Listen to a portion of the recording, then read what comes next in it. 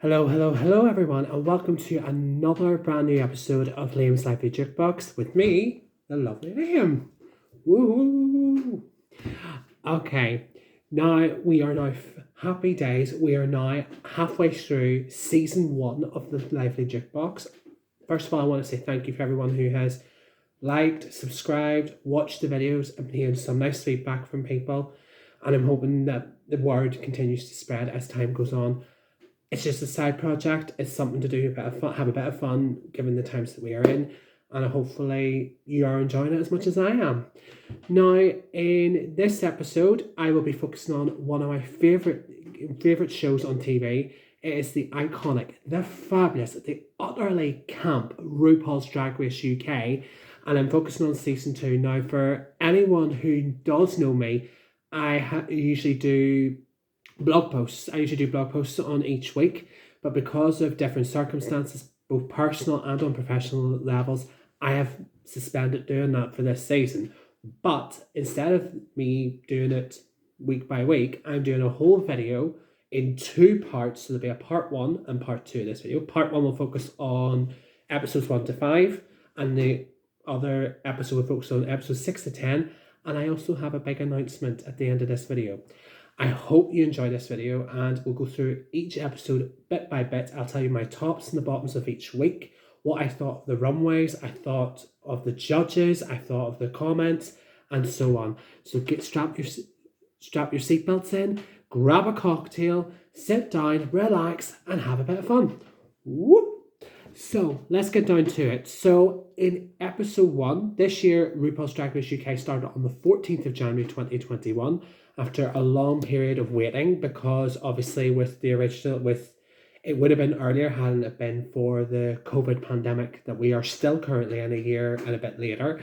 But with saying that, it is very important to remember that it is important that I have to remind people to keep safe, make sure you keep your social distancing, wear masks, and show respect to everyone around you, whether in any field, culture, creed, whatever.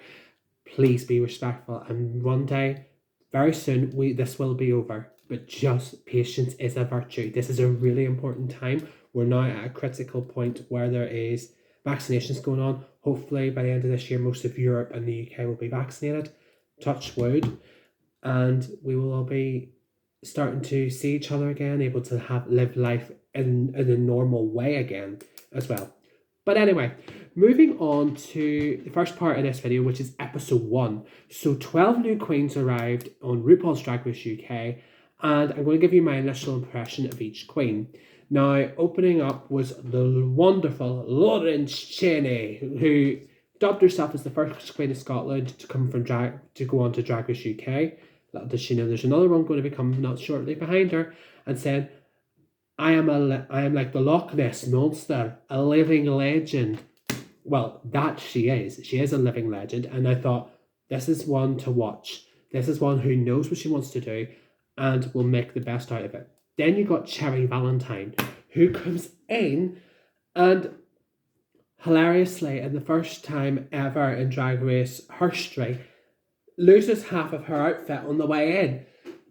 Listen, you have a marker, follow it, and then make sure to duck enough that you can get through.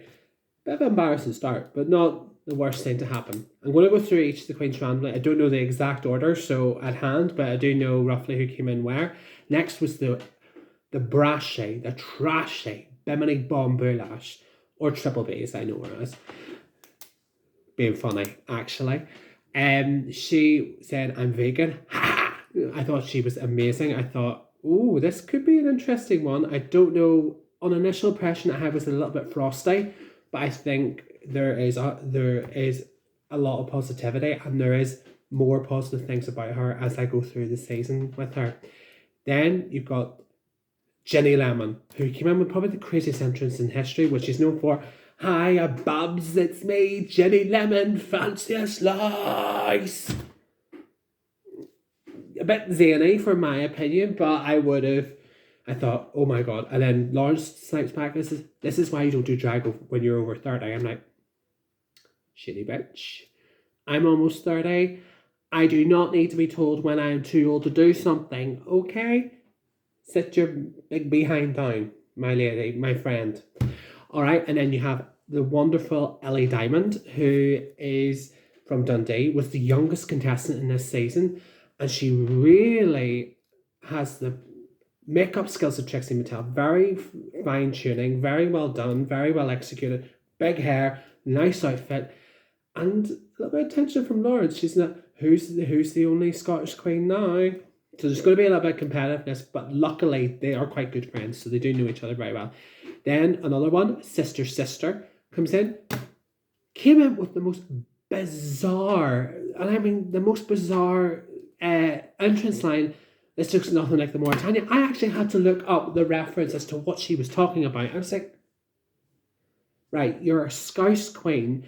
The Vivian, who won the last seasons from Liverpool, do not let this side down. You're representing. So it was off to a good start, perhaps, but maybe it could have been a bit better. Then you have also the wonderful Tia Coffey. It's time to spill the Tia. Remain. Sorry, no reveal. Soz. I thought, you're hilarious. I like her. I really thought she is, and to be honest, I'll be speaking more about her as well later, who I felt is one of my favourite queens in the entire season and also in the franchise of Drag Race. Then you have Tace, who came in fierce as chips, fierce and fiery. This doesn't look like Barry Island, but this sure will do. I apologise, I'm not good with a Welsh accent, so try to do an impersonation. She might tell me to get in the Thames, I don't know. But fierce, very sure of herself, and I think you need that air of confidence in order to survive in a competition like Drag Race as well. But hopefully, could she deliver? Well, you'll soon see. Then you have Joe Black, who came in, God, Glenn Close's mirror. I'm like, you're giving Sharon Needle realness with a bit of Glenn Close attached. Good start, but I didn't gel well with Joe at the beginning. In the first impression, I thought, oh, I'm going to quite like this queen. She's a bit different. And sometimes different queens do well in the show like this. And that is something important to remember. Then you have the likes of Veronica Green, who came in very fabulous, very well put together. She knows everybody, but they don't know her. Not good. And then you have Estina Mandela, who delivers probably one of the iconic entrance lines ever, going like, rude. As fierce as Naomi Campbell. I thought, you know your business, lady. You know how to do this. And I thought she was fantastic. And I think, generally speaking, absolutely amazing. And then finally closing it out was the wonderful, the outstanding Ahura, who's like, click, click, bitch, there's really no place like home. I thought, I felt sorry for the poor dog. I know it's a stuffed dog. Let me remind everybody, no animals were harmed in Drag Race ever in this show. So the dog went flying. But I felt a horror at the beginning. I thought she was very much a mean girl. And I thought, oh God, she's very sure of herself and she thinks she is the best. Admire that, but you need to show with a bit of vulnerability as well. That's what makes fans like you even more. So, in the first week, what they had to do was design 2 looks. Lawrence Chaney also won the first mini challenge, which was to do Wimbledon, or I think it was Wimbledon balls. I don't even know. Can't remember the name specifically. I do apologise. But it was hilarious seeing the queens trying to whack a racket while looking at some very astute packages. Let's just say, if I were a drag queen, I would be easily distracted. But as the episode went on, getting to know the queens, getting to know how they work, they had to deliver 2 looks. One of gay icons, or like a UK icon. Doesn't necessarily have to be gay icon, but a UK icon. And queen of their hometown, which was the same as season 1. So season 1, whereas the difference was in season 1, they had to do a royal drag race runway. But joining the judges in that week was the wonderful Liz Hurley, who is also a model, but was also an actress as well. Who can forget her as the wonderful Vanessa in Austin Powers? Yeah, baby, yeah. Okay, but so looked at all the runways and looked at all the ideas of how each of them worked. Some of them were really outstanding. So for me, the tops of the week were Ellie Diamond, who I thought was very, very consistent, had her constructions very well. She knows her silhouette, and I think that is very, very important. Her makeup was very level, and also the hair matched. I love the Dennis the Menace outfit, which she represented for her hometown of Dundee. Lawrence Chaney, another one who really stood out. Now, it's actually nice to see a bigger girl, a bigger woman, a bigger girl who can actually accentuate her figure and look glamorous. I have nothing against skinny queens or big queens. I think everyone looks beautiful in their own way. But it's important to realise that they do have that essential ability to show that they are fabulous. They're fabulous. And also it's Dana Mandela who gave like her really good East End, good London vibes, and she showed that she is no fool. And I thought, you are fierce. Although some other queens who were in the middle, I thought could have been higher up on that list. Like, for example, Tia and Aurora, especially with the Nottingham looks, I thought were quite good. And Tace with the horns for the Welsh Dragon, I thought that was fantastic. Now, obviously, the bottom queens of that week, in my opinion, were Bimini and Sister Sister. Now, Bimini's looks, I thought, were basic. I thought it was a bit cheeky calling Tia basic. I think Bimini was more basic than Tia. I thought a leotard with your ass hanging out and a pair of high heel shoes. Come on, you could do better than that. Sister Sister, I thought, idea, theory, good, but in practice, total thumbs down. I thought she could have done so much more. But I think her second look, which was the hometown look with Jess in the pajamas and like hair curlers and stuff, may have been her saving grace. The bottom two that week was Joe Black and Bimini Bon Boulash, dancing to Relaxed by Joey Goes to Hollywood. By Joey Goes to Hollywood, I do apologize. Frankie Goes to Hollywood. Really good song, an iconic track. And literally, Bimini wiped the floor with Joe. Now, Joe had a lovely dress for Brighton, and I was like, but it didn't represent, it sort of didn't represent. And with the David Bowie look, good. I've seen Sharon Needles do the same look, and Sharon Needles got the construction like that. It just wasn't elevated enough, I think, to be out of the bottom two. So it was a tad disappointing. So when Joe Black got eliminated, everyone was like, oh, it's so controversial. Everyone was in uproar. And I'm like, really? I was like, Bimini deserved to stay. I think when it came down to the lip sync, Bimini had it all. She had the full package. She knew how to work the stage. She knew how to perform. But when it came to lip sync, Joe just, I felt, didn't care. And it's like, well, you got eliminated, so that's what happens. I feel like some of the fandom likes to, I know you're supporting your queens, but you need to be respectful to other queens who are still competing in the competition. Because there's so many people who like to troll. I have got 2 words for people who troll: grow up. Grow up and actually get a life. Because let me tell you something, if someone gets eliminated, it happens for a reason. You may not agree with the judgment, but the judgments are final. There's times I've watched it and I thought, that person does not deserve to go home. And I get over it. Hopefully I hope for it, and sometimes they get eliminated, I think, fingers crossed they get Miss Congeniality. Katia, season 7, furious that she missed the final 4, but she got Miss Congeniality and then was runner-up in All Stars. There you go.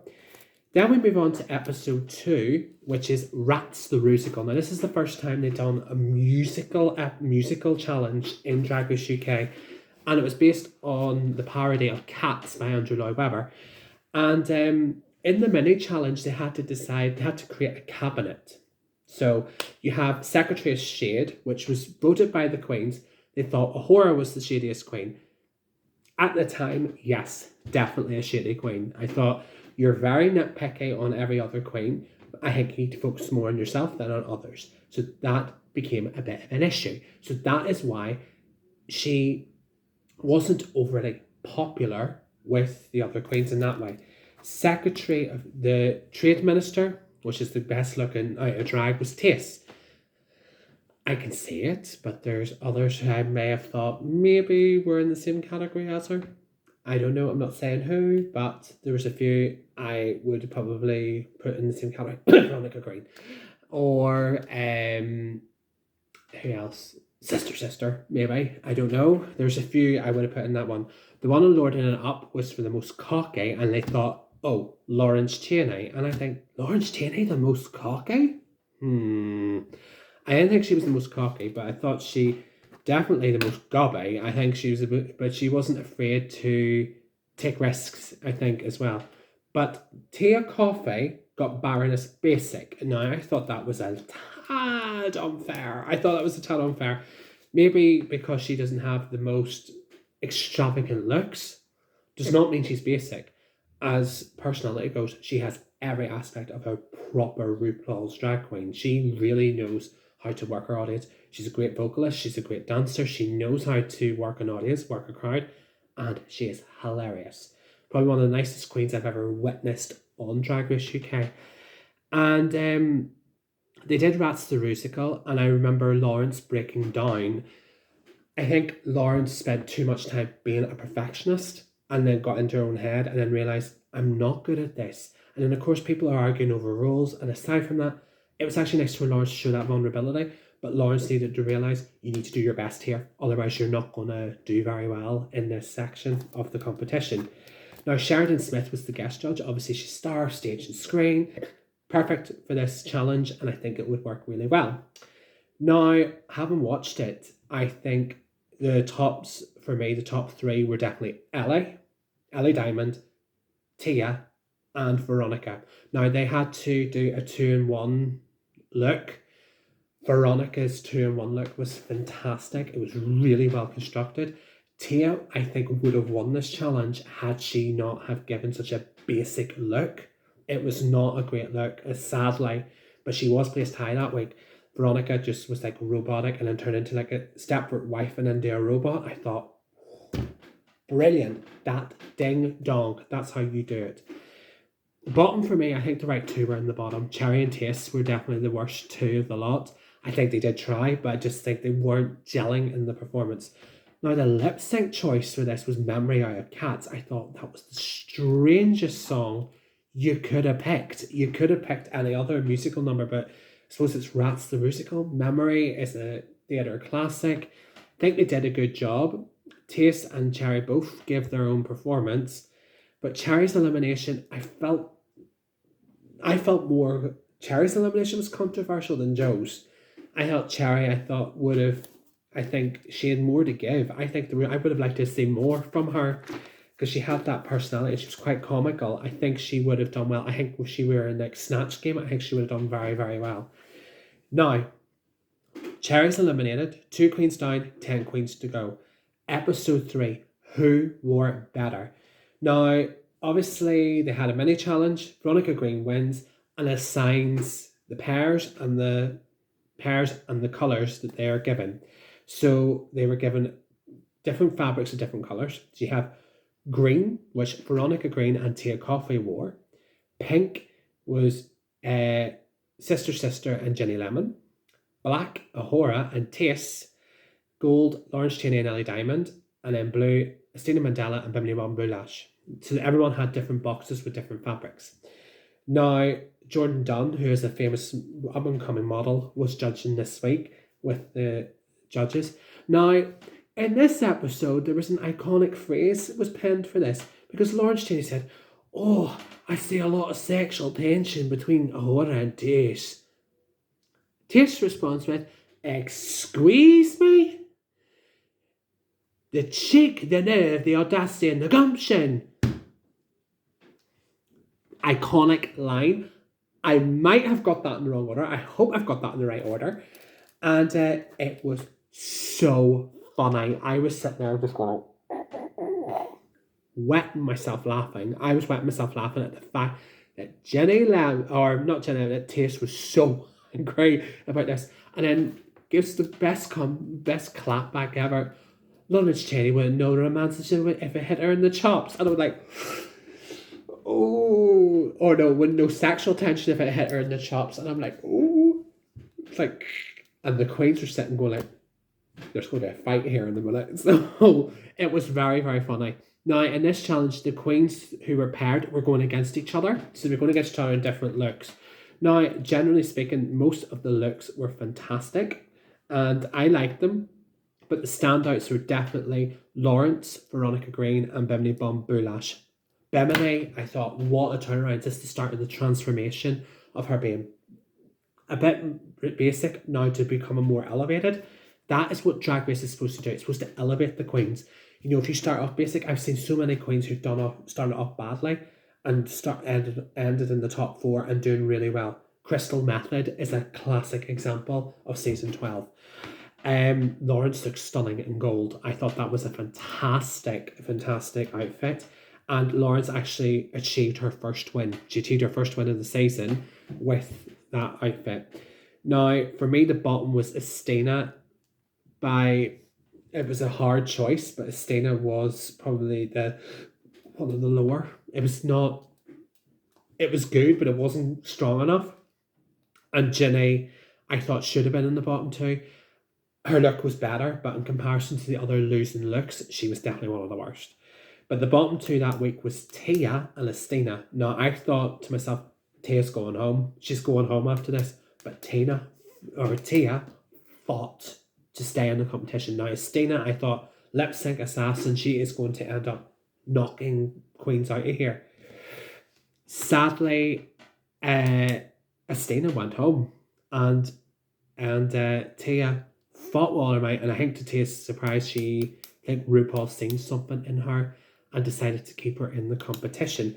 So after the lip sync to Don't Start Now by Dua Lipa, I thought it's anyone's game here, and it just proves in this competition no one is guaranteed safety. No one is guaranteed safety in this competition. So it was an excellent performance.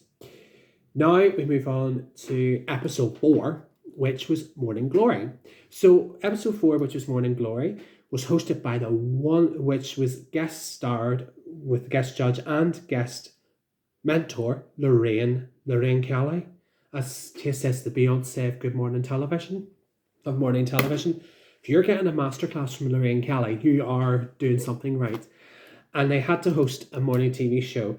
Now, they had to do a mini challenge with presenting pastries in a sexual manner. It's like going like, oh, look at them big buns, that big cherry-esque nipple on top and all this here. And they can, oh, I love a good cream bun. Oh, getting aroused by this creaminess. And it's like, there's an example. But yes, for any of my close friends who do know me, yes, I am not dirty-minded. I am not foul-mouthed at times. But I do apologise because I know I have younger viewers who are probably watching this. So I have to be have to make it a little bit more PG instead of rated 18. So it has to be a bit more PG than that. Okay, so they had to present it in a very risque manner. And they were very, very funny. Bimini won that challenge hands down very easily. Bimini and Taste played the party animal hosts, who were hilarious from start to finish. They had that chemistry, the connection, and the brilliance. Veronica Green and Sister as the party planning goths, I thought bombed. You completely bombed in that challenge. That was a complete car crash. I thought it was disappointing. I thought it could have gone much more. And given Veronica's background, I thought, if you're that good of an actor, you would have been able to pull that off a lot easier as well. But instead of just pulling the same monotonous expression, doesn't work. Sister, I think, was blaming Veronica for her downfall, but the thing is, it's a two-way street. Try and lift each other up. You're supposed to help each other out here. Then you have Ellie Diamond and Lawrence Cheney as the Dragony nieces, who were doing a kids section. That was so funny, especially when you see Lawrence Cheney trying to ride a tricycle. Let me tell you something. If I was riding a tricycle, I would probably flatten it in about 2 seconds. Especially with my big booty, I knew I would end up wheels be flying in different directions. I've done it with a chair. I would certainly must do it with a tricycle. And then you got Tia and Ahura. Now, finally, I got to see Ahura showing more vulnerability, more empathy, she was giving me more life with her vulnerability. And I felt that because she did so well with Tia, I think she's realised, do you know what?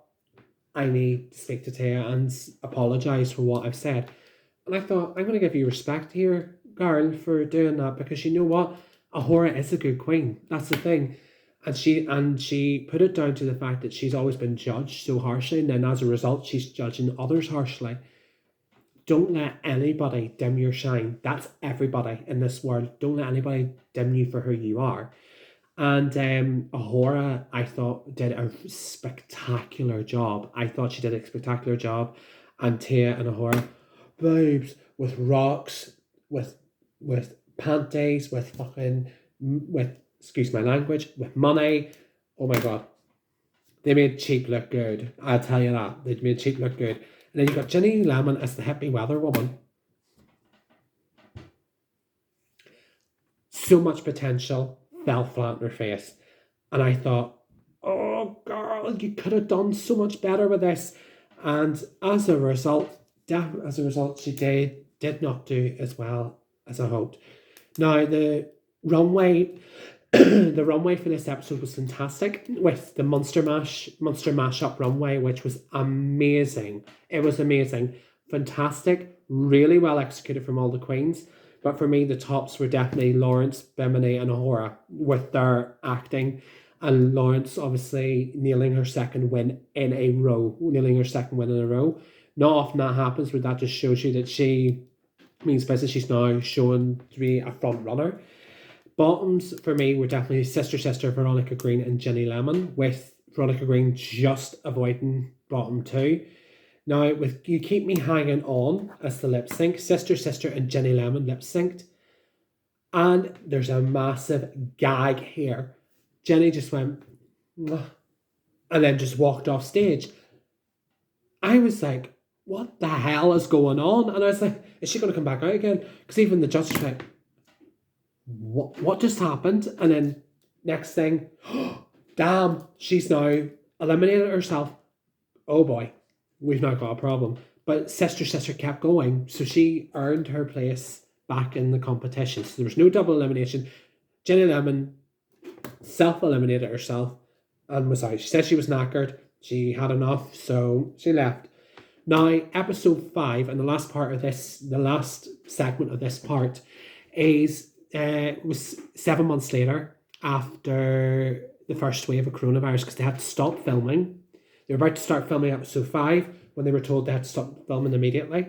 And they all came back 7 months later. Now, a problem was they all returned except one queen.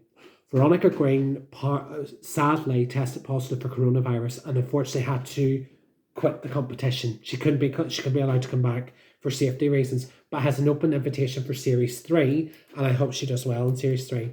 Which meant that the eliminated queens, Cherry, Estina, and Jo, had the opportunity to come back, which the queens had to vote, and lo and behold, Jo Black got that ticket back into the competition. Now, this episode was Ruru Vision, which was a parody of Eurovision. Now, UK's famous Eurovision entries. So we had two groups. We had Banana Drama, made of Jo, Tia, Ellie, and Sister. And the United Kingdoms made up of Lawrence Chaney, Bimini, Tace, and Ahura. Now, both of them were doing UK Hun as the song. Both groups gave their own spin, but the United Kingdoms were outstandingly good.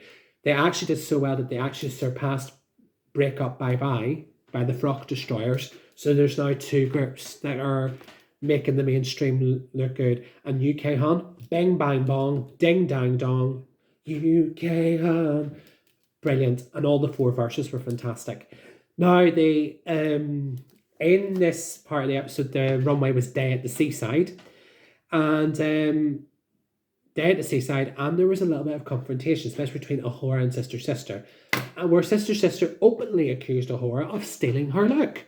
Now, I don't mean to be rude, but would Sister not realise Ahura is actually doing a fish and chips look? And I'm sorry, Ahura wore it better. Like, it looked like paper mache on Sister. So, and I'm not surprised Sister was not in the bottom 2 in this episode. And especially after the amount of surgery, she spent more time getting plastic surgery than actually getting her looks elevated and put together. But the United Kingdom did a smashing job. And then there was H&M Cape with Jo Black. I have never seen RuPaul so angry in my life. He was like, as you said, I do not want to see any fucking any effing H&M. And I was like, it's like, you want to get a cheap dress out of H&M? Elevate it. Put something to it. And it went down like a lead balloon. For me, the best runway was Ahura. And the bottoms for me, the bottoms by a narrow margin was Tia and Joe. And with MNEK, who is an LGBTQ singer-songwriter, judging, I felt that the lip sync was really, really good with Don't Leave Me This Way. But Tia, once again, nailed the performance. And this time, Joe did rightfully deserve her elimination. I don't know, I've heard as well Joe has done a lot for charity since Drag Race, which is to be commended, where her H&M Gate dress sold for over £5,000, which I think is amazing. Okay, so as we are halfway through this, tune in now for part 2, in which I'll be talking about episodes 6 to 10, which I'll be talking about the remaining 5 episodes and a special announcement at the end of this episode. Okay, see you in a moment. Bye.